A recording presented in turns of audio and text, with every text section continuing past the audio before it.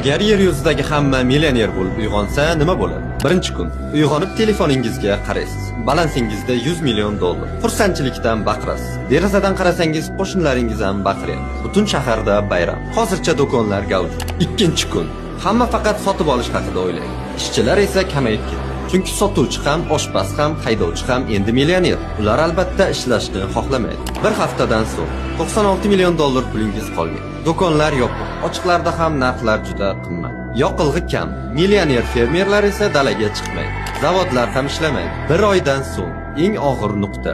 Nonvoyga non ber deb pullaringizni olasiz. U esa menda bunaqasidan ko'p deb 2 baravar ko'proq pul otadi. Mashinalaringiz uchun yoqilg'i ham tugagan.